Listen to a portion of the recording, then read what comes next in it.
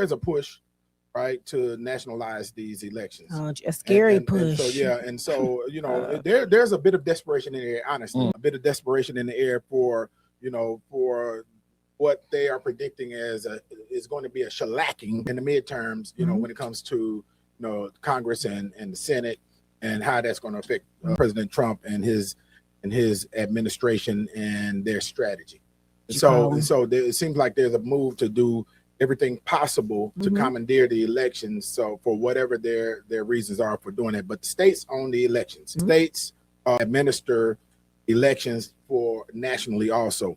And let me just set this up, preface this a little bit too, because you saw where California passed their referendum to change the districts, but it came about because Texas was redistricting theirs to make it all Republican. California responded by making theirs all Democrat. And then you saw where the president sent, or Pam Bondi sent a letter to the Minnesota governor to tell them to hand over the voter files, and we'll make the pain go away. And then you also saw where they ran into the Fulton County, that was crazy, Georgia Election Commission, and the FBI raided it, and they took all of the voter files away from there. And I think we got a little bit of video on that. We're gonna run that video, then we're gonna get into some we got a lot of video. Officials in Fulton County, Georgia are challenging the FBI seizure of ballots and other documents related to the 2020 election.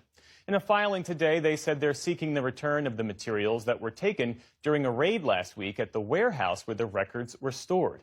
County Chairman Rob Pitts, a Democrat, said, quote, "This case is not only about Fulton County, this is about elections across Georgia and across the nation."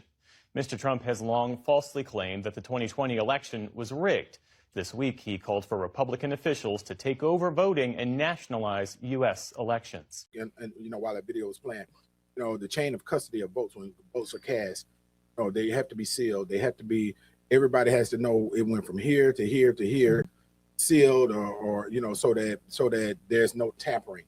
Now that the FBI or the feds have raided Fulton County, Georgia, they don't have a track on chain of custody. If you think about it, voter integrity is incredibly important, because you want people to have faith in the election system. When things like this happen, it throws things off and start losing faith. And when people lose faith, they stop voting.